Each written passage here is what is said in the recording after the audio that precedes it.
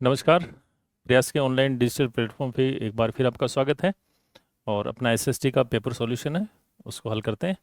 उम्मीद करता हूँ कि आपने इसको भी बहुत अच्छे से किया होगा। कुछ डाउट्स हैं, उनको क्लियर कर लेते हैं। सबसे पहले स्क्रीन पे आपके सामने एक प्रश्न है, विशाखा व अन्य बनाम राजस्थान राज्य। देखो, एक वाद था।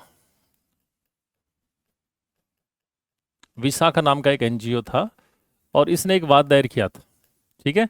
और सुप्रीम कोर्ट ने 1997 में इसमें एक जजमेंट पारित किया था। इस जजमेंट का नाम जो है वो इसी नाम से जाना जाता है। किसके नाम से? विशाखा गाइडलाइन। ठीक है।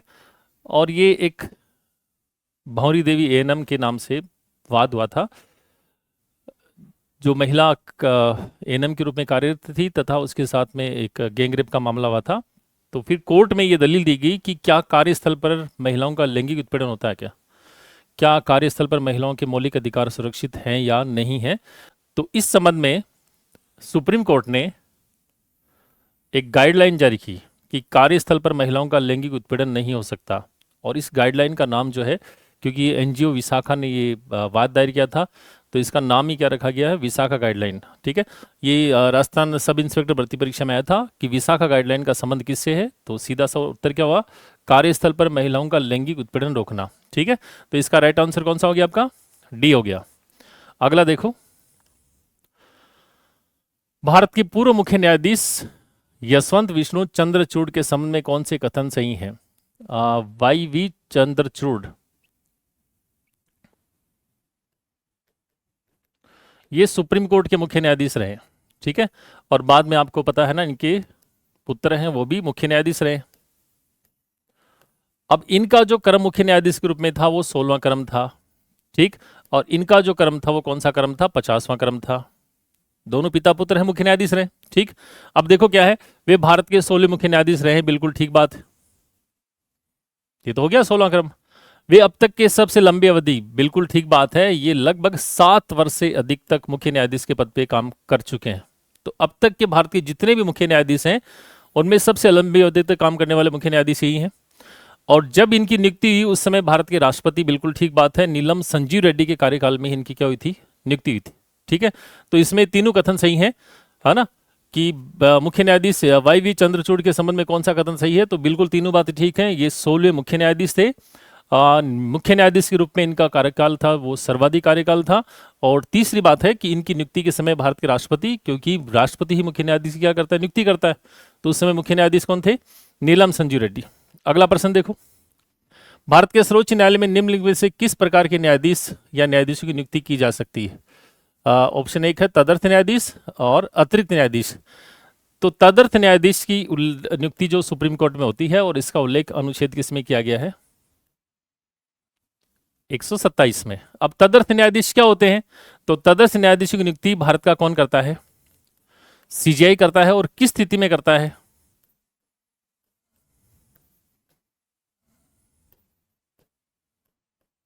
जब सुप्रीम कोर्ट में कोरम पूरा नहीं हो रहा है।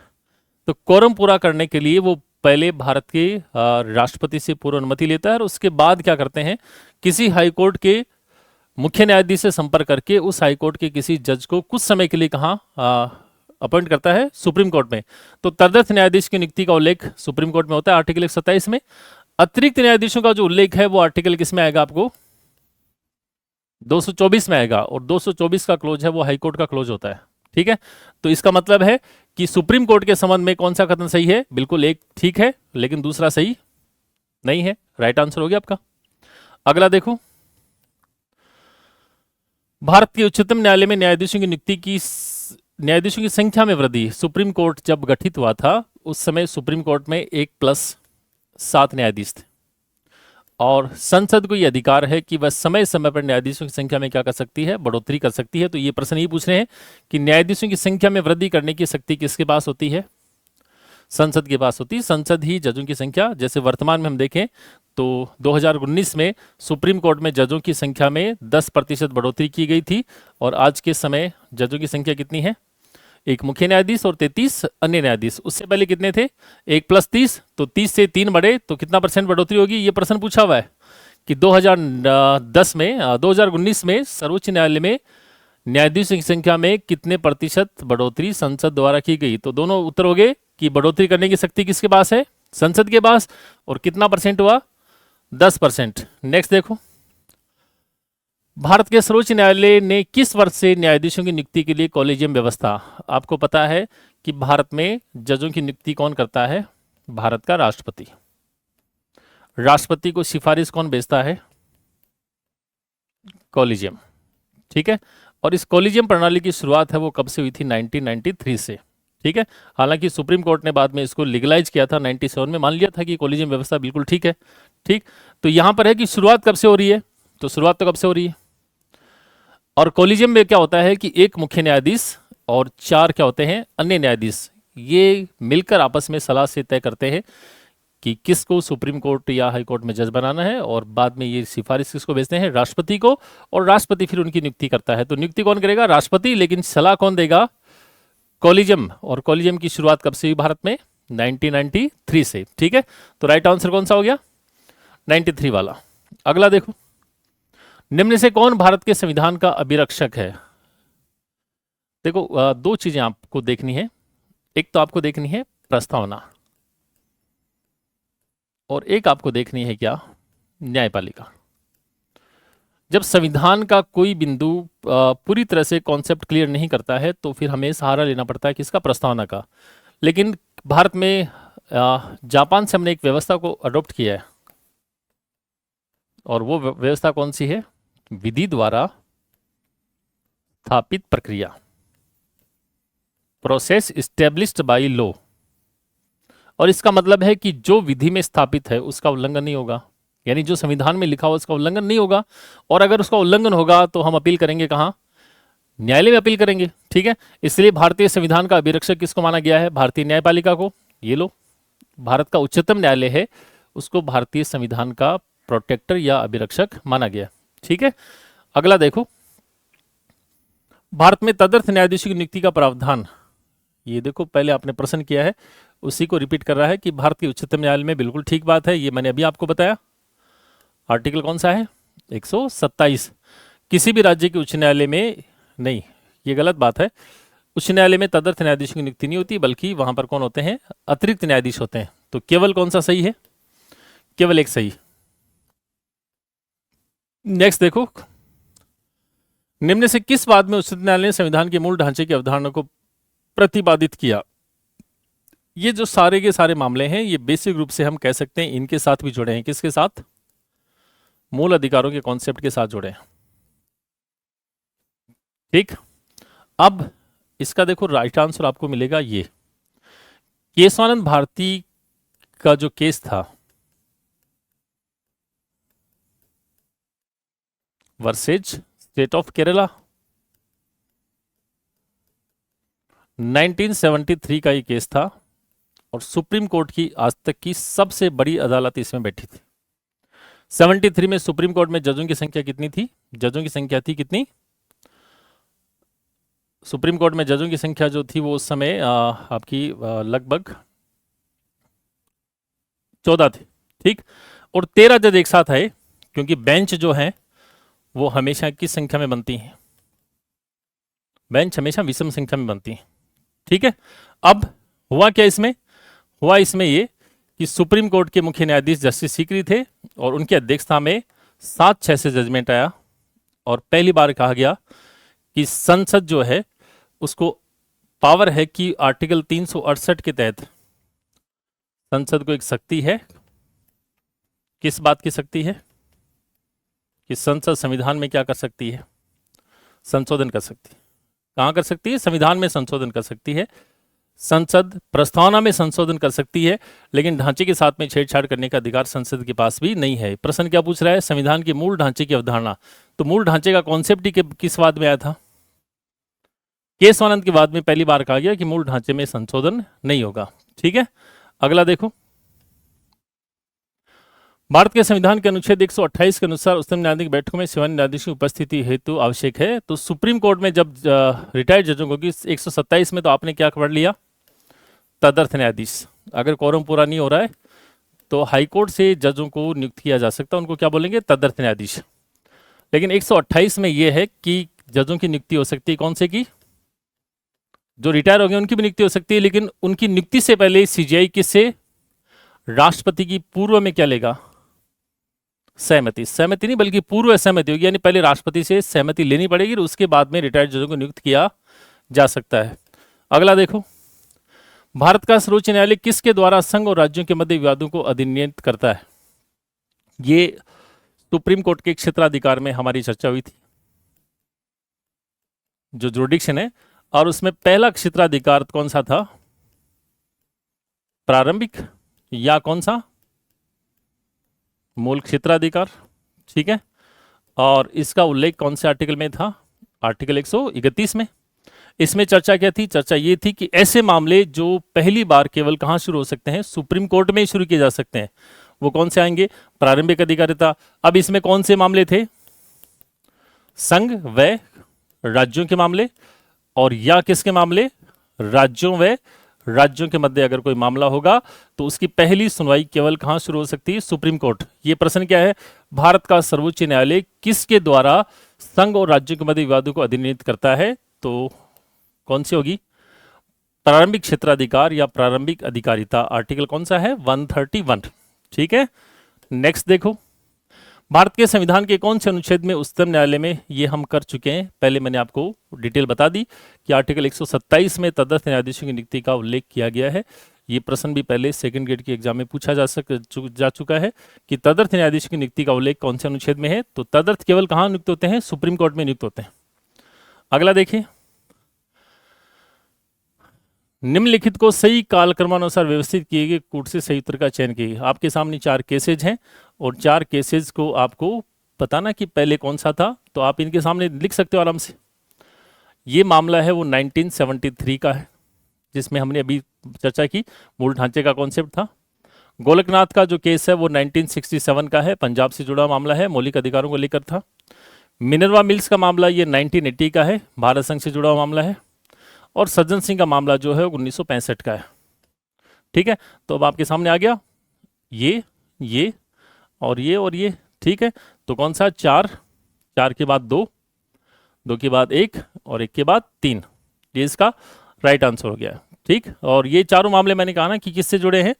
मौलिक अधिकार से जुड़े हैं। केशवंत भारती के संबंध में त्रुटिपूर्ण कथन को इंगित कीजिए। केशवंत का केस जो मैंने अभी आपको पूरा बताया डिटेल, उसके संबंध में कुछ बातें हैं, इनमें से गलत बात कौन सी वो देखना। उच्चतम न्यायालय ने पहली बार मूल ढांचे के सिद्धांत की घोषणा की। ये मैंने अभी आपको कहा कि पहली बार कहा कि ढांचा संशोधित नहीं होगा। और जब ये केस की सुनवाई हो रही थी तो फिर जो केशवानंद के वकील थे, नानी पालकी वाला, उन्होंने ढांचे के बारे में सुप्रीम कोर्ट से जानना चाहा कि चलो फिर ढांचे को आप क्लियर कर दीजिए कि ढांचा क्या है, कि कहाँ तक बदलाव नहीं हो सकता। तो सुप्रीम कोर्ट ने इसमें फिर जजमेंट ये दिया था कि ढांचे के बारे में भविष्य में तय किया जाएगा, यानी जैसे जैसे बातें जुड़ती जाएंगी हम ढांचे को क्लियर करते जाएंगे। तो पहली बात तो ठीक है। अनुच्छेद 31 को असंवैधानिक घोषित किया गया नहीं, असंवैधानिक घोषित नहीं हुआ था, तो ये हो गया आपका सही। ये कथन गलत है।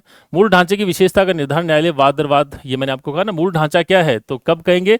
आगे जैसे जैसे मामले आते जाएंगे ढांचे के बारे में चर्चा होती जाएगी। और संविधान का मूल ढांचा असंशोधनीय, बिल्कुल ये बात ठीक है। तो ये बात गलत है कि इस वाद में 31 को हमने समाप्त किया। ठीक है, सर्वोच्च न्यायालय को किसी घोषित निर्णय तथा किसी पहले दिए गए आदेश पर पुनर्विचार की, ये देखिए फर्स्ट ग्रेड में प्रश्न पूछा हुआ है, फर्स्ट ग्रेड 2016 की एग्जाम सब्जेक्ट में प्रश्न पूछा हुआ है। और प्रश्न सिंपल सा था कि सुप्रीम कोर्ट के फैसलों की अपील, ठीक है, या सुप्रीम कोर्ट के फैसलों की समीक्षा कौन करेगा? तो आपको पता है सुप्रीम कोर्ट के फैसलों की समीक्षा कौन करता है? सुप्रीम कोर्ट ही करता है। और कौन से आर्टिकल में करता है? अनुच्छेद 137। तो आदेश पर पुनर्विचार यानी समीक्षा करने की शक्ति कौन से आर्टिकल में है? 137 में। ठीक है, नेक्स्ट देखिए,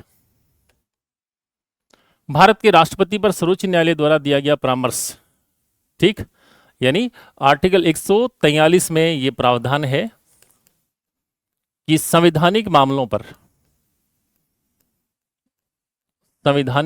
पर क्या हो सकता है? राष्ट्रपति परामर्श मांग सकता है। किससे मांग सकता है? सुप्रीम कोर्ट से। ठीक है, अब सुप्रीम कोर्ट राष्ट्रपति को परामर्श देगा तो क्या वो राष्ट्रपति के लिए परामर्श बाध्यकारी है? बिल्कुल बाध्यकारी नहीं है। राष्ट्रपति चाहे तो उसको माने, वरना राष्ट्रपति डिनाई भी कर सकता है। ठीक है, क्योंकि परामर्श लिया था, आदेश थोड़ा लिया था। अगला देखो, कौन सा युग्म असुमेलित? 4 आर्टिकल है, 4 के सामने 4 व्यवस्थाएं हैं, हमें देखना है कि कौन सी बात ठीक नहीं है। अनुच्छेद 113 सर्वोच्च न्यायालय की सलाहकारी, ये मैंने अभी आपको बताया है, ये रहा आपका अनुच्छेद 143, संवैधानिक मामलों में राष्ट्रपति से क्या ले सकता है? परामर्श ले सकता है, तो ये तो बिल्कुल ठीक है। अनुच्छेद 136, अपील के लिए सर्वोच्च न्यायालय की विशेष इजाजत, बिल्कुल ठीक बात है। अनुच्छेद 141, सर्वोच्च न्यायालय द्वारा रिट जारी करने की शक्ति, गलत बात है।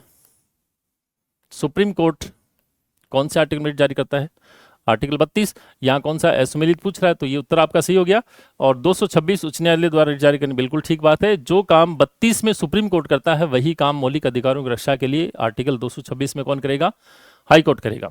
ठीक है, नेक्स्ट देखिए, सर्वोच्च न्यायालय में न्यायाधीशों की नियुक्ति होने के लिए किसी व्यक्ति को कम से कम कितने वर्ष तक उच्च न्यायालय का अधिवक्ता होना चाहिए? ये योग्यता में हम पढ़ते हैं कि या तो वो कम से कम 5 साल तक उच्च न्यायालय में न्यायाधीश के रूप में काम कर चुका हो, या 10 साल तक क्या रहा हो, अधिवक्ता हाई कोर्ट में रहा हो।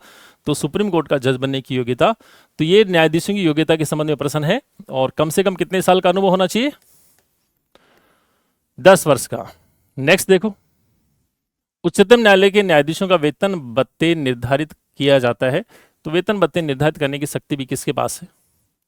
संसद के पास होती है।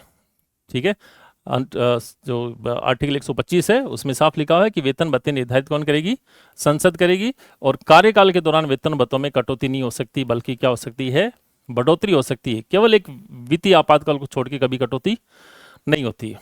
ठीक है, नेक्स्ट प्रश्न देखो, भारत में न्यायिक स्वतंत्रता की अवधारणा, जुडिशियल फ्रीडम का कॉन्सेप्ट है, वो किस देश से प्रभावित है? तो न्यायिक स्वतंत्रता या न्यायिक पुनरावलोकन जो है वो कहाँ से प्रभावित है? आपका संयुक्त राज्य के अमेरिका के संविधान से हमने प्रेरित है। और संयुक्त राज्य अमेरिका के संविधान से हमने कौन सी व्यवस्था ली है? न्यायिक पुनरावलोकन।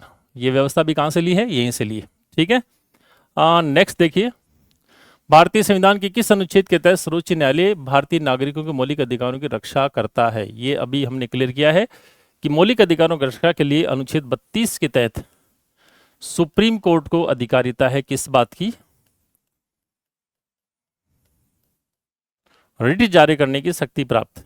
और यही पावर मैंने कहा कि अगर हम हाई कोर्ट में अपील करेंगे, तो हाई कोर्ट में कौन से आर्टिकल में अपील करेंगे? 226 में करेंगे। ठीक है, तो ये आपके 20 प्रश्न है एसएसटी के, और टॉपिक आपका जो था वो भारतीय न्यायपालिका थी, संघीय न्यायपालिका। उम्मीद करता हूं कि लगभग प्रश्न आपने, 3-4 प्रश्न तो ऐसे हैं जिनका आगे पीछे ऑप्शन में आपको उत्तर मिल जाएगा। उम्मीद करता हूं ये पेपर भी अन्य पेपर की तरह बहुत अच्छा होगा। अगले सॉल्यूशन में एक बार फिर मिलते हैं, तब तक के लिए धन्यवाद। जय हिंद। हेलो साथियों, नमस्कार। मैं जय चौधरी, प्रयास के डिजिटल प्लेटफॉर्म पर आपका हार्दिक स्वागत व अभिनंदन। उम्मीद करते हैं आपकी दिवाली बहुत अच्छी रही होगी, खूब शांति से दिवाली मनाई होगी, मस्तियाँ की होगी, छुट्टियों में पढ़ाई भी की होगी, और अब आप वापस पढ़ाई के दौर में लौट चुके हो। तो 26 तारीख को जो अपना पेपर हुआ है, उसमें हिस्ट्री वाला जो सेगमेंट है, उसके हम जो भी क्वेश्चन रहे हैं वो सॉल्व करेंगे। तो दिल्ली सल्तनत टॉपिक जो है, उससे आपको खिलजी वंश से संबंधित ज़्यादातर क्वेश्चन देखने को मिलते हैं। तो हमारा 101 जो क्वेश्चन है कि कौन सा सुल्तान नया धर्म चलाना चाहता था, किंतु उल्लेमा लोगों ने उसका विरोध किया। तो ये बात अलाउद्दीन खिलजी के संदर्भ में है। किसके संदर्भ में है? अलाउद्दीन खिलजी। खिलजी वंश का शासक जो अलाउद्दीन खिलजी था, उसका कार्यकाल आप देखोगे तो 1296 से लगाकर 1316 ईस्वी तक इसका शासन अवधि रहा। और अलाउद्दीन खिलजी क्या कहता है कि मैं खलीफा वर्ग को नहीं स्वीकार करता हूं, मैं वही प्रशासन के अंदर धर्म को इन्वॉल्व करूंगा जो मुझे और मेरी जनता के लिए क्या हो, हितकारी हो। तो इसी प्रकार से वो एक नया धर्म चलाना चाहता था, लेकिन इनके द्वारा चलाए जाने वाले धर्म इसका विरोध इस्लामिक जो उल्लेमा मौलवी वर्ग जो होता है उन्होंने क्या किया, विरोध किया। इसके अलावा आप अगर इल्तुतमिश की बात करते हो तो इल्तुतमिश गुलाम वंश का शासक था और भारत में तुर्क सत्ता का वास्तविक संस्थापक माना जाता है। बलबन भी गुलाम वंश का शासक था। बलबन ने जिले इलाही की अवधारणा को एक्सेप्ट किया। रक्त और लोह की नीति, ब्लड एंड आयरन पॉलिसी पर इन्होंने अपना प्रशासन स्थापित किया। मोहम्मद बिन तुगलक जो है ये तुगलक वंश का एक महान शासक बताया जाता है, जो इतिहास के अंदर पागल बादशाह, रक्त पिपासु, विद्वान मूर्ख और प्रिंस ऑफ मिलेनियर के नाम से जाना जाता है। तो इसका सही आंसर हो गया बी। नेक्स्ट अगला क्वेश्चन 102, दिल्ली के किस सुल्तान ने सिकंदर ए सानी की उपाधि धारण की? तो एक तो आप पढ़ते हो अलेक्जेंडर सिकंदर महान, तो वो वास्तविक और पहला सिकंदर था। और सिकंदर क्या बनना चाहता था? विश्व विजेता, समस्त विश्व को जीतना चाहता था। उसने 326 ईसा पूर्व के अंदर क्या किया था? भारत पर आक्रमण किया था। तो उसी प्रकार से जैसे सिकंदर संपूर्ण विश्व का विजेता बनना चाहता है, तो अलाउद्दीन खिलजी है वो समस्त भारत का विजेता बनना चाहता था। और इसी के ही समकालीन हम ऐसा कहें कि द्वितीय सिकंदर या सिकंदर ए सानी की उपाधि धारण करना चाहता था। तो ये अलाउद्दीन खिलजी के संदर्भ में बात हुई है, ठीक है ना। चलिए नेक्स्ट क्वेश्चन, अलाउद्दीन खिलजी के प्रसिद्ध सेनापतियों में किसकी मंगोलों के विरुद्ध लड़ते हुए मृत्यु हुई? तो आपको विदित है कि अलाउद्दीन खिलजी के पास शुरुआत में 4 मुख्य सेनापति थे, जिसको 4 खान के नाम से जाना जाता है। जफर खां, उलुग खां, अल्प खां एंड नुसरत खां।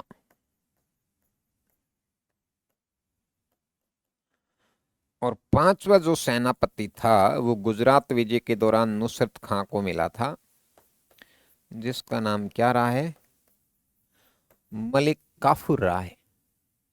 तो यहां बात हो रही है मंगोलों के विरुद्ध लड़ता हुआ कौन मरा, तो ये पहला ही ऑप्शन सही है। जफर खां जो है 1299 ईस्वी के अंदर मंगोल अभियान के दौरान क्या हुआ? मारा गया। जबकि आप नुसरत खां की बात करते हैं, बहुत इंपॉर्टेंट क्वेश्चन पूछा जाता है।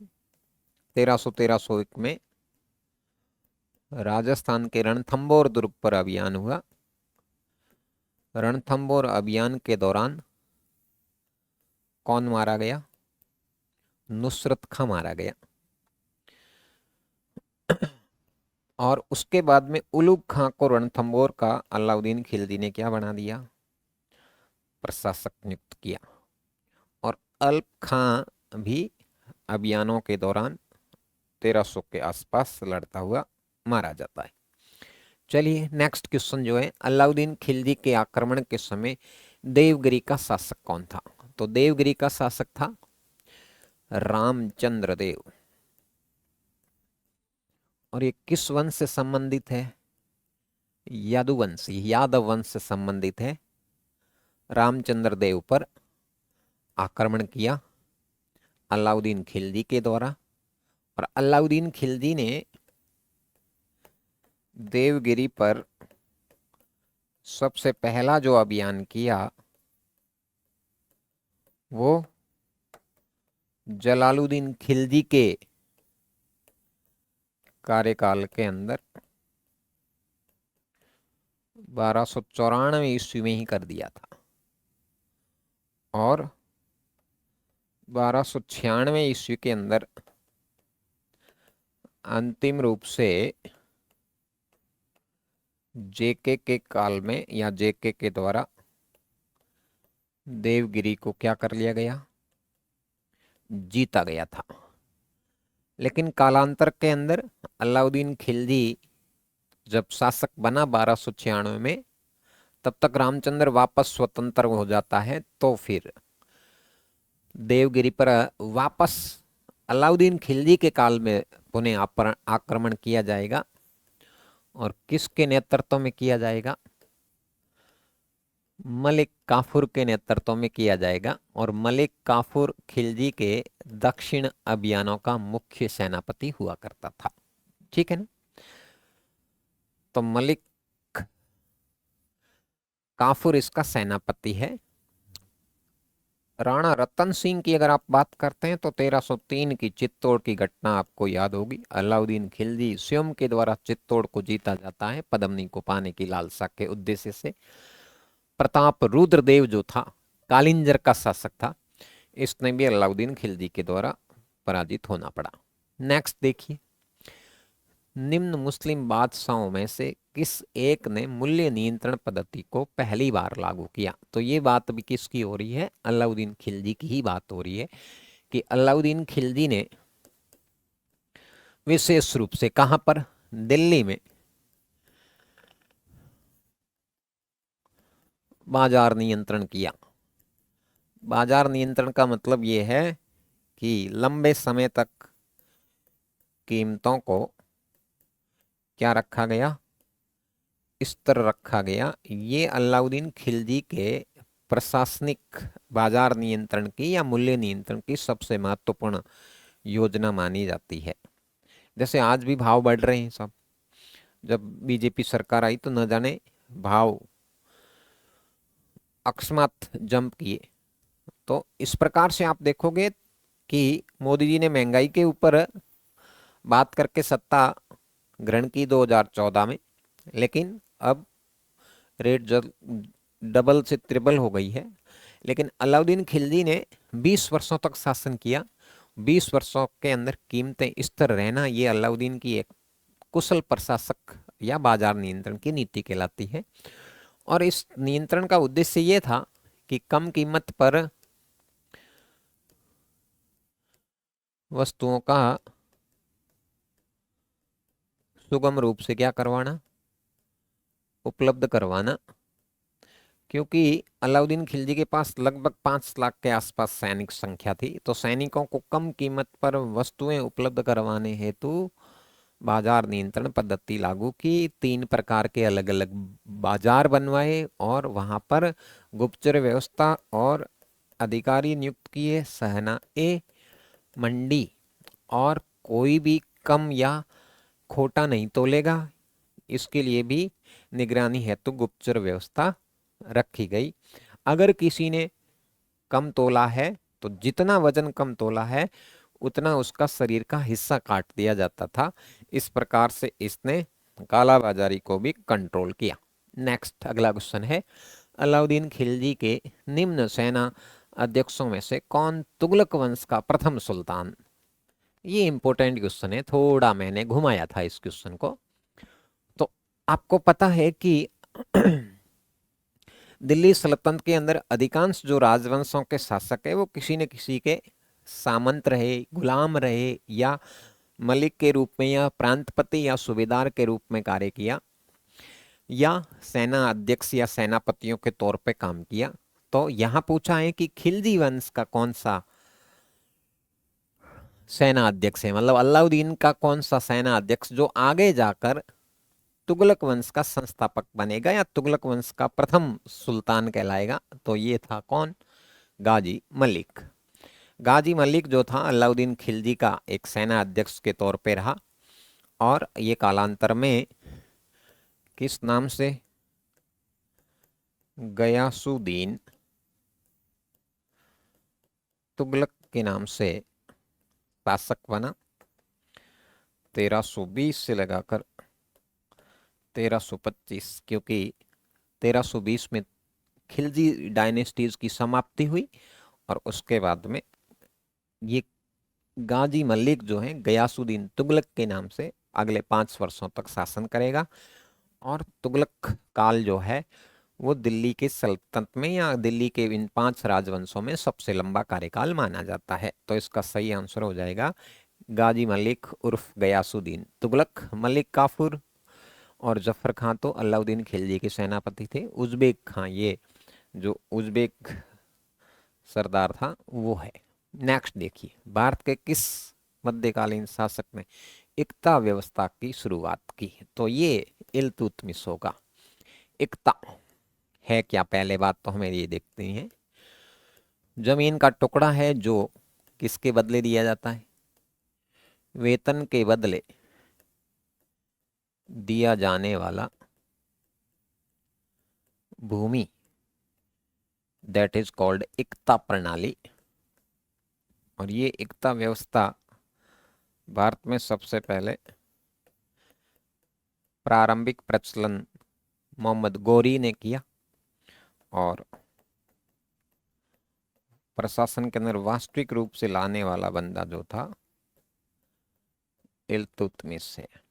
अगर इल्तुतमिश ऑप्शन में नहीं है तो फिर गौरी होगा, और गौरी और इल्तुतमिश दोनों हैं तो आपको इल्तुतमिश के साथ जाना है, या वास्तविक संस्थापक पूछे तो भी इल्तुतमिश के साथ जाना है। ठीक है, नेक्स्ट क्वेश्चन देखिए, अलाई दरवाजा। अलाई दरवाजे का निर्माण अलाउद्दीन खिलजी ने दिल्ली में करवाया भाई। कौन सी स्टाइल में बना हुआ है? ईरानी शैली में बना हुआ है। इससे दिल्ली का मोती भी कहते हैं भाई, ग्लोरी ऑफ दिल्ली भी कहते हैं इसको। इसके अलावा 1000 खंभों वाला मंदिर भी, या 1000 खंभों का महल जिसको अपन कहते हैं, वो भी अलाउद्दीन खिलजी ने दिल्ली के अंदर बनवाया था। ठीक है ना। इसके अलावा अलाउद्दीन खिलजी ने एक नई राजधानी बनाई दिल्ली के पास में, सीरी फोर्ट। तो सीरी का किला और सीरी नगर का निर्माण करवाकर अपनी नई राजधानी बनाया। इसका जो कारण था मंगोलों से सुरक्षा, मंगोल आक्रमण से सुरक्षा के लिए दिल्ली के चारों ओर किलों की श्रृंखला बनवाकर सीरी फोर्ट सबसे मजबूत यहीं अपनी राजधानी बनाई। ये अलाउद्दीन खिलजी के समय की घटनाएं। ठीक है, नेक्स्ट क्वेश्चन देखिए, गलत कौन सा है? इसमें 4 विभाग दे रखे हैं और उसके आगे संस्थापक। दीवान ए बंदगान मोहम्मद बिन तुगलक, ये सत्य है। दीवान ए बंदगान के अंदर किसकी भर्ती की जाती थी? यही गुलामों की या दासों की? तो ये गुलाम या दास विभाग है दीवान ए बंदगान। मोहम्मद बिन तुगलक सही है। दीवान ए खैरात, दीवान ए खैरात विभाग अलाउद्दीन खिलजी। तो दीवान ए खैरात ये गलत है। दीवान ए अमीर को ही मोहम्मद बिन तुगलक के द्वारा है। ठीक है, ये भी सही है। ये कृषि विभाग है। क्या है? कृषि विभाग। दीवान ए मुस्तकराज ये राजस्व विभाग है, ये अलाउद्दीन खिलजी का ही है। तो इसका गलत कौन सा हो गया? दूसरा, दीवान ए खैरात, ये अलाउद्दीन खिलजी का ना होकर मोहम्मद बिन तुगलक का है। ठीक है, चलिए नेक्स्ट। निम्न में से अमीर खुसरो की कौन सी पुस्तक नहीं है? हु इज अमीर खुसरो? तो पहले तो हमें देखना है कि ये है कौन। ये पटियाली एटा निवासी है।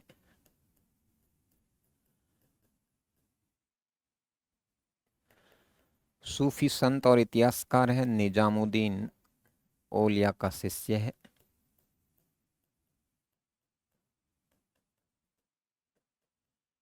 सिस्ती संप्रदाय से संबंधित है ये।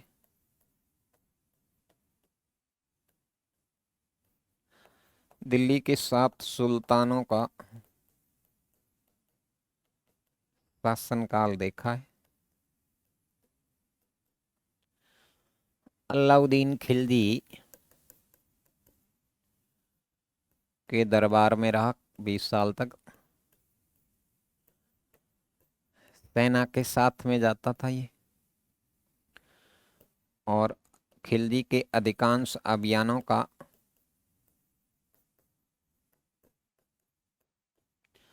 आंखों देखना वर्णन करता है।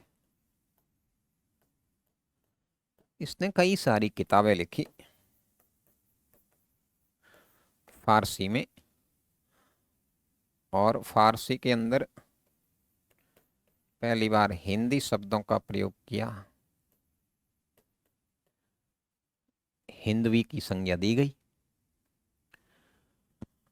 तो इसने कई सारी पुस्तकों में, एक तो नूह सिपर है, ये इसी की है। मिफ्ताउल फतू ये भी इसकी है। तुगलकनामा ये भी इसकी है। तूतीनामा नहीं है। इसके अलावा आप देखोगे तो देवल रानी खिजर खां, अलाउद्दीन खिलजी के पुत्र खिजर खां और कर्ण बघेला की पुत्री देवल रानी के मध्य प्रेम प्रसंग का घटना है इसके अंदर। इसी का दूसरा नाम आशिकी है। देवल रानी खिजर खां का पूरा नाम या दूसरा नाम क्या है? आशिकी है। इसके अलावा इसकी एक किताब और है, मिफ्ताउल फतू के अंदर जैसे रणथंबोर अभियान की जानकारी मिलती है, जो एक ने की है। इसका दूसरा नाम तारीख ए अलाई है। इसके अलावा यदि क्वेश्चन पूछें कि जलालुद्दीन खिलजी के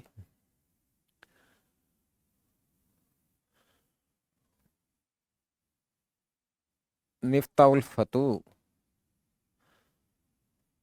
के जलालुद्दीन खिलजी के रणथंबोर अभियान की जानकारी मिलती है, जबकि तारीख ए अलाई जो पुस्तक है, इसका दूसरा नाम खजाइन उल फतू है। और रणथंबोर अभियान अलाउद्दीन खिलजी के द्वारा जो किए गए थे उसकी जानकारी मिलती है। चलिए नेक्स्ट क्वेश्चन देखिए, दिल्ली सल्तनत के राजवंशों का आरोही क्रम क्या है? आरोही मतलब शुरू से लास्ट की ओर, जिसको अपन क्या बोलेंगे? आरोही और अवरोही। यहाँ आप कंफ्यूज होते हैं तो इंग्लिश टर्म देखो। इंग्लिश टर्म के अंदर अगर असेंडिंग डिसेंडिंग लिखा हुआ है तो उससे इजीली पकड़ में आ जाता है। तो क्वेश्चन नंबर 111 के अंदर इंग्लिश टर्म आप देखिए, राजवंशों का क्रम असेंडिंग पूछा है। असेंडिंग पूछा है मतलब सीधे से लास्ट की ओर, जैसे 1 2 3 10 की ओर है। इसका मतलब ये क्वेश्चन ये कहना चाह रहा है कि दिल्ली में जो सत्ता स्थापित हुई वो सबसे पहले कौन, बाद में कौन। तो आप देखिए कि दिल्ली सल्तनत के अंदर आप देखोगे सबसे पहले गुलाम वंश आता है 1206 से 1290। फिर खिलजी वंश आता है 1290 से 1320। फिर सबसे लंबा कार्यकाल तुगलकों का रहता है, तुगलक वंश 1320 से 1414। जबकि खिलजी वंश का मात्र 30 साल सबसे छोटा कार्यकाल है। दूसरा छोटा कार्यकाल सैयद वंश 1414 से 1451 है। लास्ट में लोधी वंश आता है 1451 से 1526। तो इसी क्रम के अंदर आपको देखना है, गुलाम वंश, खिलजी वंश, तुगलक वंश, सैयद वंश, लोधी वंश। सी ऑप्शन सही। नेक्स्ट देखिए अगला क्वेश्चन, अलाउद्दीन खिलजी ने किस नदी के किनारे एक नगर का निर्माण करवाया था? तो यमुना नदी के किनारे। कौन सी नदी के किनारे? यमुना नदी के किनारे एक नया नगर बनाया जिसको श्रीनगर कहते हैं। चलिए, जलालुद्दीन खिलजी ने किस स्थान को अपनी राजधानी बनाया? कन्नौज, देवगिरी, किलोखरी या किला राय फितौरा? तो इसमें सही है कौन सा? किलोखरी। किलोखरी के अंदर इसने अपना राज्य अभिषेक करवाकर यहीं पर राजनीतिक गतिविधियां चलाई, अर्थात यही इसकी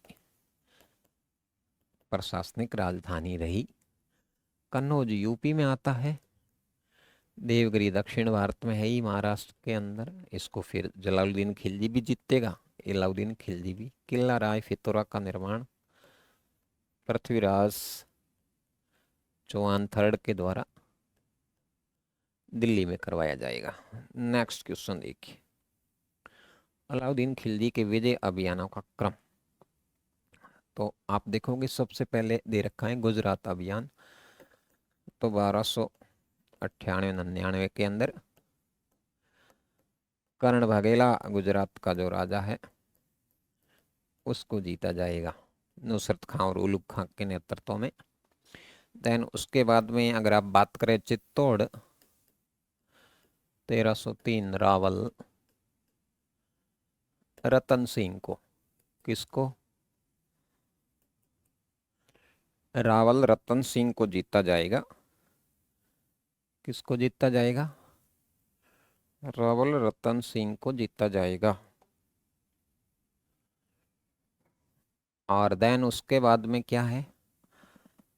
मालवा अभियान। तो मालवा अभियान में ये बीच में क्या हो गया जी? चलो इधर देखते हैं अपन ने। गुजरात अभियान 1298-99। उसके बाद में क्वेश्चन नंबर 114 देखिए पेपर में।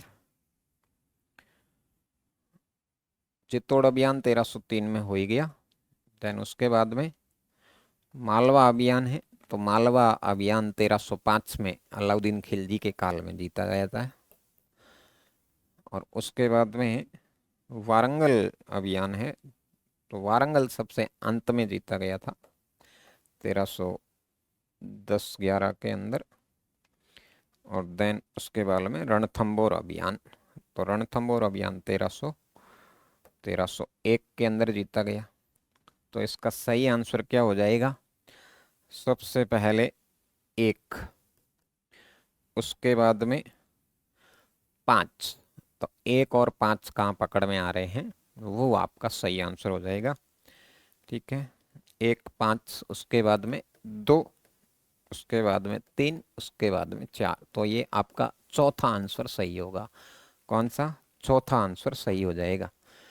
चलिए नेक्स्ट देखिए, अगला क्वेश्चन जो है वो क्या है? मीर हसन देलवी व अमीर खुसरो किसके दरबारी थे? तो मीर हसन देलवी और अमीर खुसरो जो हैं अलाउद्दीन खिलजी के दरबारी थे। तो इसमें भी चौथा ऑप्शन है, कौन? अलाउद्दीन खिलजी। ठीक है, तो ये आपके 15 क्वेश्चन थे। उम्मीद करते हैं बहुत सही किए होंगे आप। और कोई समस्या है तो आप वापस जो दिए गए नंबर हैं उन पर कॉल कर सकते हो। थैंक यू, धन्यवाद।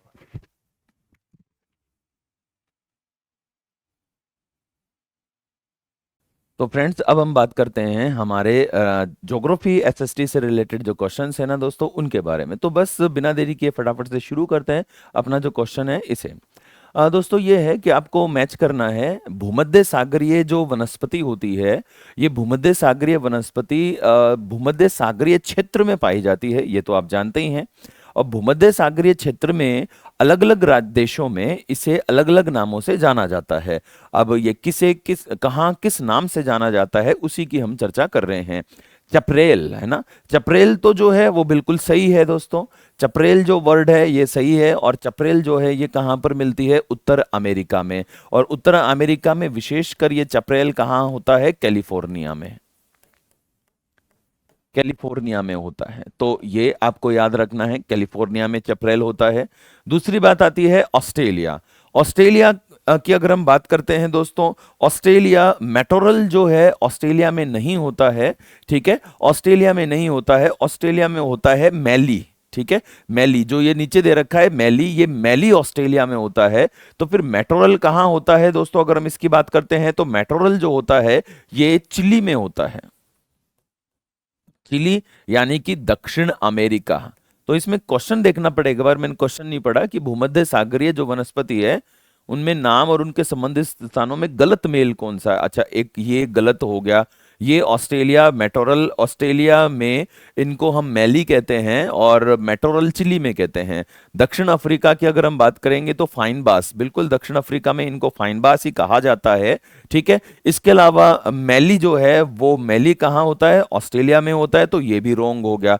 तो इनको आप अच्छे से याद कर लेना, ये सुमेलित करने वाले जो क्वेश्चंस हैं उनके अंतर्गत पूछे जाते हैं, सुमेलित करने वाले जो क्वेश्चन है ना दोस्तों उनमें पूछे जाते हैं ना, ध्यान रखना है।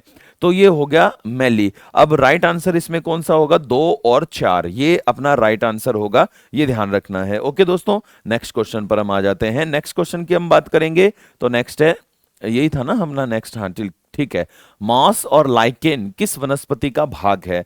मॉस और लाइकेन दोस्तों ये क्या है, मॉस और लाइकेन एक तरह के शैवाल होते हैं और ये शैवाल वहां पाए जाते हैं जहां पे टेम्परेचर हमेशा माइनस में रहता है। और ये जो है आपको कहाँ मिलेंगे, टुंड्रा क्षेत्रों में, है ना। टुंड्रा क्षेत्र क्या होते हैं, शीत, सिंपल सा हम कह सकते हैं ध्रुवीय जो क्षेत्र होते हैं, यहाँ पे इस प्रकार के ये वन पाए जाते हैं। नेक्स्ट पे आ जाते हैं। नेक्स्ट है, हिमालय की उच्च उच्चावच श्रेणियों में विशाल घास के मैदानों को क्या कहा जाता है। तो यहां पर उच्च उच्चावच जो श्रेणियां हैं उनमें जो विशाल घास के मैदान हैं दोस्तों, उनकी अगर हम बात करेंगे, विशाल घास के मैदानों की बात करेंगे तो विशाल घास के जो मैदान हैं इनको हम बुग्याल और पयार कहते हैं, बुग्याल और पयार, है ना। अब इसमें आप है ना कंफ्यूज मत हो जाना, जैसा कि इसमें अगर लिख के मारू तो मारू नहीं कहते, उनको मर्ग कहते हैं, है ना। तो राइट आंसर क्या होगा, बुग्याल और पयार भी कहते हैं। और ये पर्टिकुलर कहां पर पाए जाते हैं, उत्तराखंड में पाए जाते हैं, उत्तराखंड में पाए जाते हैं पर्टिकुलर, तो ये आपको याद रखने हैं।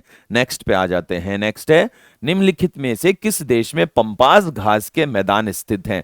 बात हम करेंगे पंपास घास के मैदानों की, तो किस देश में पंपास है, तो पंपास दोस्तों शीतोष्ण कटिबंधीय घास का मैदान होता है, शीतोष्ण कटिबंधीय घास का मैदान होता है। और ये पंपास कहां पाए जाते हैं, अर्जेंटीना में, ठीक है। नेक्स्ट पे आते हैं, अमेजन वर्षावन कहाँ है दोस्तों। अगर आप अमेजन वर्षावन को देखेंगे तो अमेजन वर्षावन आपको ब्राजील में मिलते हैं, और ब्राजील कहां पर है दोस्तों, दक्षिण अमेरिका में। तो अमेजन वर्षावन कहां हो जाएंगे, दक्षिण अमेरिका। नेक्स्ट पे आते हैं, भारत में किस वन प्रकार के वृक्ष शुष्क ग्रीष्म काल में लगभग 6 से 8 सप्ताह तक अपनी पत्तियां गिराते हैं। तो जो दोस्तों पत्तियां गिराने वाले जो फॉरेस्ट होते हैं, पत्तियां गिराने वाले जो फॉरेस्ट है, तो इनको हम क्या कहते हैं, इनको हम नाम देते हैं पतझड़ वन, है ना, पतझड़ वन। अब ये पतझड़ वन जो होते हैं, ये पतझड़ वन क्या होते हैं, पर्णपाती कहलाते हैं। तो बस ये रे ए ऑप्शन हो गया, पर्णपाती जो है ये कहलाते हैं, ठीक है। नेक्स्ट पे आ जाते हैं। नेक्स्ट है, जहां वार्षिक वर्षा से अधिक होती है वहां उष्णकटिबंधीय सदाबहार होते हैं। तो वार्षिक वर्षा जो होती है 200 सेंटीमीटर, ठीक है। यहां अधिक, अगर 200 सेंटीमीटर से अधिक जो बारिश होगी तो यहां पे जो वन होंगे वो कैसे होंगे, सदाबहार। और इन सदाबहार वनों को हम क्या कहते हैं, इन सदाबहार वनों को हम कहते हैं वर्षावन कह सकते हैं, ठीक है, ध्यान रखना है। नेक्स्ट आते हैं, सदाबहार वर्षावन कहाँ पाए जाते हैं दोस्तों। देखो अगर हम बात करेंगे, सदाबहार ऑस्ट्रेलिया में नहीं होते हैं, कनाडा में नहीं होते हैं, ये कहाँ होते हैं, ब्राजील में। और ब्राजील में सदाबहार जो वन है उनको हम सेल्वा कहते हैं। और ये सेल्वा जो वन है विश्व की 20% ऑक्सीजन पैदा करते हैं, और विश्व की 20% ऑक्सीजन पैदा किए जाने के कारण सेल्वा वनों को पृथ्वी के फेफड़े कहते हैं, ठीक है। नेक्स्ट पे आ जाते हैं। नेक्स्ट है, निम्नलिखित में से कहाँ विस्तृत अयन वृत्तीय वन पाए जाते हैं? कहाँ विस्तृत अयन वृत्तीय वन पाए जाते हैं? अब अयन वृत्त कहाँ होते हैं दोस्तों? कर्क और मकर रेखा वाले जो होते हैं ना, वो अयन वृत्त होते हैं। कर्क और मकर रेखा के बीच वाला जो क्षेत्र होता है। तो अब कांगो नदी घाटी जो है वो भूमध्य रेखा और उसके ऊपर और नीचे स्थित है। तो आपको अयन वृत्त कहाँ मिलेंगे? कांगो नदी घाटी में अयन वृत्त देखने को मिलेंगे। नेक्स्ट पे आ जाते हैं। कौन सा जंगल है जिन्हें पृथ्वी ग्रह के फेफड़े कहते हैं? और दोस्तों पृथ्वी के जो फेफड़े हैं वो कौन कहलाते हैं? अमेजन वर्षा वन कहलाते हैं। अभी जस्ट हमने बात करी थी कि अमेजन वर्षा वन जो है ये विश्व का 20% ऑक्सीजन प्रोड्यूस करते हैं और इस वजह से हम इनको पृथ्वी के फेफड़ों की संज्ञा देते हैं। नेक्स्ट पे आते हैं। विषुवतरेखीय वन प्रदेशों में पेड़ों पर चढ़ी लताओं को क्या कहा जाता है? दोस्तों विषुवतरेखीय जो वर्षा वन होते हैं, इन वर्षा वनों में जो पेड़ों पे लताएं चढ़ जाती हैं, दोस्तों ध्यान देना, अगर हम बात करेंगे लताएं, तो ये लताएं जो होती हैं वर्षा वन क्षेत्रों में, इन लता वन क्षेत्रों को हम क्या बोलते हैं? लियाना कहते हैं, है ना? ये ध्यान रखना है, लियाना कहलाती हैं। ठीक है। और पटाना तो क्या होता है? पटाना ये घास के मैदान होते हैं। श्रीलंका में लोगोन भी नहीं कहते हैं, लाइकेन भी नहीं कहते हैं। ठीक है। नेक्स्ट क्वेश्चन पर हम आ जाते हैं। नेक्स्ट है, किस वन को जंतुओं की दृष्टि से प्राकृतिक प्राणी उद्यान कहा जाता है? प्राकृतिक प्राणी उद्यान सवाना जो वन होते हैं दोस्तों, सवाना वन जो होते हैं प्राकृतिक प्राणी उद्यान कहलाते हैं। ये ध्यान रखना है ना? और इनको ना विश्व की शिकार भूमि भी कहा जाता है। विश्व की शिकार भूमि भी कहा जाता है।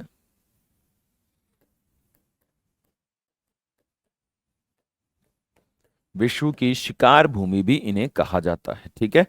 नेक्स्ट पे आ जाते हैं। मोंटाना वन पाए जाते हैं दोस्तों, हमें बात करनी है मोंटाना वन की। तो मोंटाना वन जो होते हैं दोस्तों, बहुत ही शानदार क्वेश्चन है। अगर हम मोंटाना की हम बात करते हैं तो मोंटाना जो है, सबसे पहली बात, ये दक्षिण अमेरिका में मिलते हैं।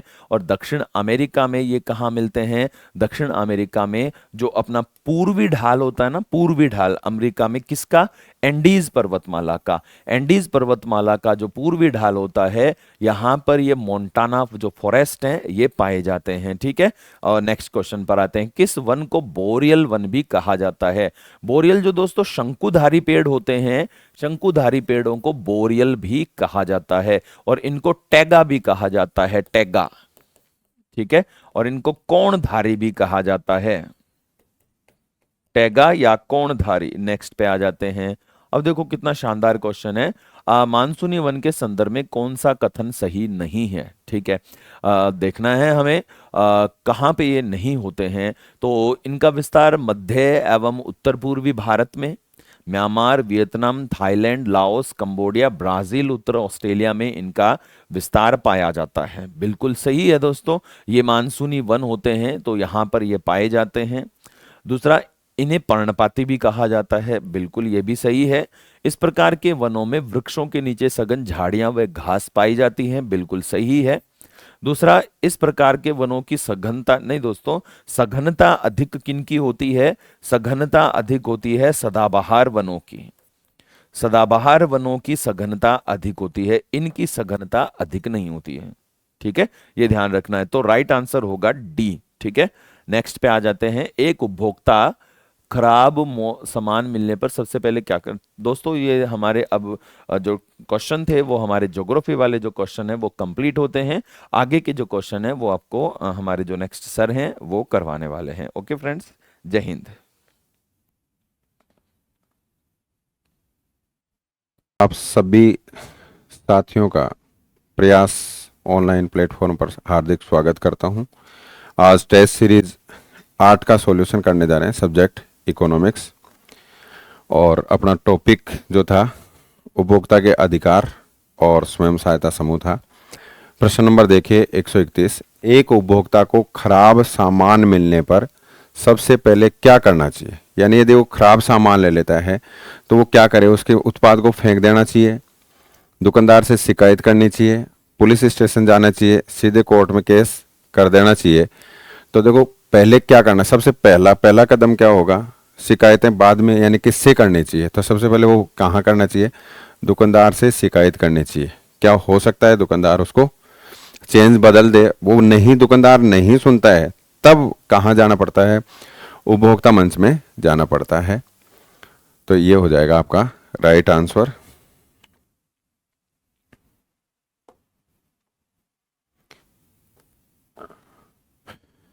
नेक्स्ट है, यदि कोई उपभोक्ता गलत तिथि समाप्ति वाला उत्पाद खरीदता है तो कौन सा अधिकार? इसका मतलब उपभोक्ता जागरूक नहीं है। जो भी सामान खरीदता है उसके बारे में पहले क्या होनी चाहिए? जानकारी होनी चाहिए। उस पर मैन्युफैक्चर डेट क्या है, उसकी एमआरपी क्या है। तो देखो, यदि कोई उपभोक्ता गलत तिथि समाप्ति वाला उत्पाद खरीदता है तो कौन सा अधिकार लागू होता है? विकल्प का नहीं होगा, जानकारी का नहीं, सुनवाई का अधिकार, मुआवजा पाने का अधिकार। तो देखो यहां उसको क्या नहीं है? जानकारी। जानकारी का अधिकार नहीं है। किसका अधिकार नहीं है? वो जागरूक नहीं है, जानकारी का अधिकार नहीं है। नेक्स्ट है, कौन सा अधिकार उपभोक्ताओं को वस्तु के उपयोग में होने वाले खतरे से बताता है? तो खतरा से सुरक्षा कौन होता है? सुरक्षा। सूचना नहीं है, सुरक्षा नहीं है, विकल्प चुनने का अधिकार नहीं है, सुनवाई का अधिकार नहीं है। तो कौन सा हो जाएगा? खतरे से बचाता है तो सुरक्षा का अधिकार आएगा। उपभोक्ता फोरम कितने स्तरों पर? तो 3 स्तरों पर कार्य करती है, केंद्रीय, राज्य और जिला स्तर पर। केंद्रीय, राज्य और जिला स्तर पर, तो 3। उपभोक्ता संरक्षण अधिनियम 1986 को किसने लागू किया? तो यह अधिनियम 1986 को केंद्र सरकार द्वारा लागू किया गया था। उपभोक्ता दिवस भारत में कब मनाया जाता है? तो भारत में मनाया जाता है 24 दिसंबर को। कब मनाया जाता है? 24 दिसंबर को। निम्न में से कौन सा उपभोक्ता का अधिकार है? मोल भाव करना, मतदान करना, सुनवाई का अधिकार, शिक्षा का अधिकार। यहां यदि उपभोक्ता शिक्षा का अधिकार होता तब आता। ये क्या है? सुनवाई का अधिकार है। 6 अधिकार दिए गए हैं। उपभोक्ता फोरम, ये फोर्स नहीं है, फोरम है। ये फोरम का कार्य क्या है? अपराधियों को सजा देना कोर्ट का काम है, कर एकत्र करना गवर्नमेंट का काम है, चुनाव कराना भी गवर्नमेंट का काम है, उपभोक्ताओं की समस्याओं का समाधान करना, उपभोक्ता की समस्याओं का समाधान करना।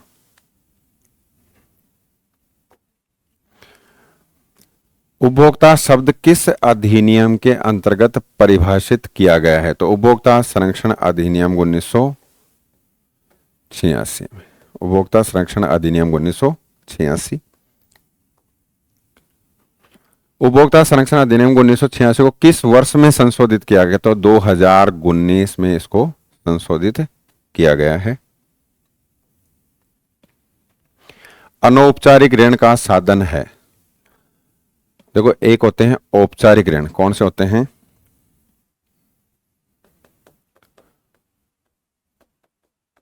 औपचारिक ऋण। और एक होते हैं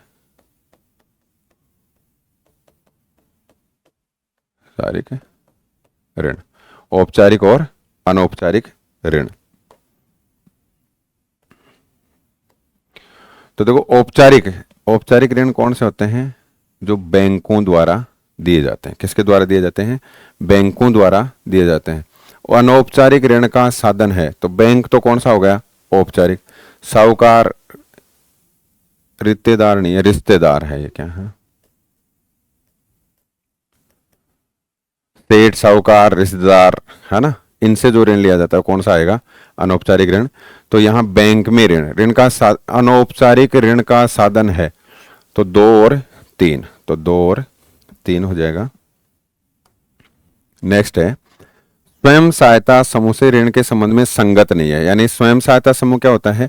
स्वयं सहायता समूह होता है समान पृष्ठभूमि वाले लोग, एक 10 से 20 लोगों का समूह बनाता है। कितने का? 10 से 20 का, या अधिक भी हो सकता है। और वो समूह क्या करता है? अपनी छोटी छोटी बचतों को एकत्रित करता है और आपस में सहयोग के लिए काम में लेता है। तो देखो, इन ऋणों पर ब्याज ज्यादा होता है, ब्याज अपेक्षाकृत कम होता है। असंगत पूछा है, संगत नहीं है, इसका मतलब असंगत पूछा है। असंगत का मतलब इन पर ऋणों पर ब्याज ज्यादा होता है, इन ऋणों पर ब्याज अपेक्षाकृत कम होता है। सदस्यों के सामूहिक निर्णय होते हैं, इन ऋणों का आधार सदस्यों की बचत होती है। तो ये सारे के सारे जो है ना ये संगत हैं, बी भी संगत है, सी डी। ये असंगत कौन सा है? ये है। इन ऋणों पर ब्याज ज्यादा नहीं होता, क्या होता है? कम होता है। ये राइट है। स्वयं सहायता समूह का लक्षण है, यानी क्या लक्षण है इसका? 10 से 20 सदस्य सही है। एक रूपता, एक रूपता का मतलब है सभी लोग समान आर्थिक और सामाजिक पृष्ठभूमि से होते हैं। सभी लोग समान आर्थिक और सामाजिक पृष्ठभूमि से होते हैं। सामूहिक निर्णय लिए जाते हैं, इसका मतलब उपयुक्त सभी। सेवा, सेवा क्या है? तो देखो, self employment women's association,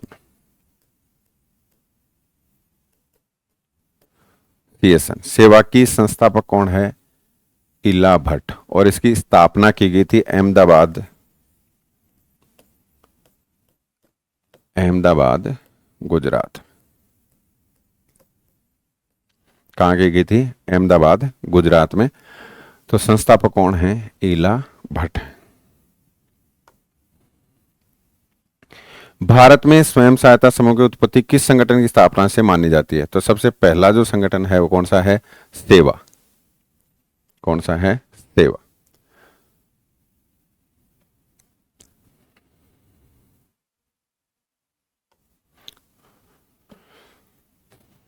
NABARD द्वारा एसएचजी को बैंकों में खाता खुलवाने हेतु कौन सी बड़ी माइक्रो फाइनेंस योजना 1992 में चलाई गई?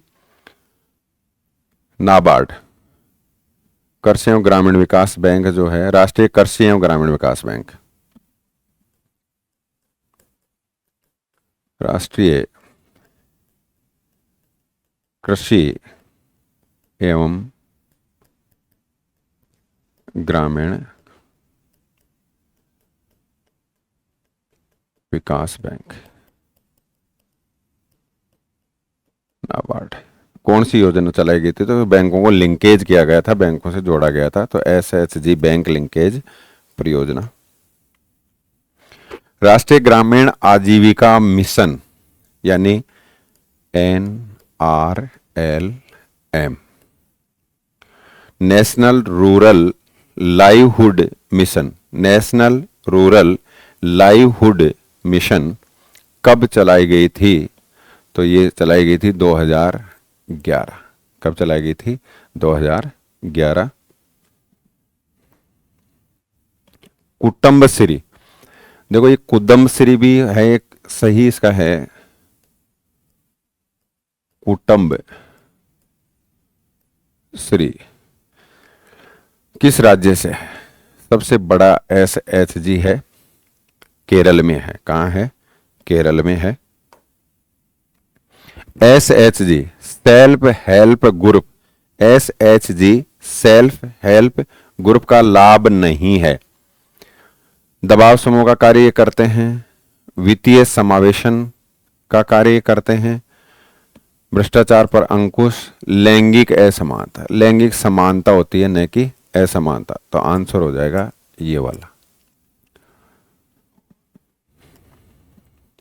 स्वयं सहायता समूह है छोटा समान पृष्ठभूमि वालों का अनौपचारिक संगठन। बड़ा तो नहीं है,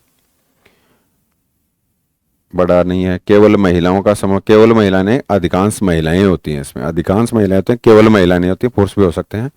तो ये आंसर हो जाएगा छोटा समान पृष्ठभूमि वालों का अनौपचारिक संगठन। अनौपचारिक का मतलब व्यवस्थित तरीके से, मतलब औपचारिक ये सरकार के नियम वगैरह लागू नहीं होते हैं, खुद के सदस्यों के अनुसार बनाए गए नियम इसमें होते हैं।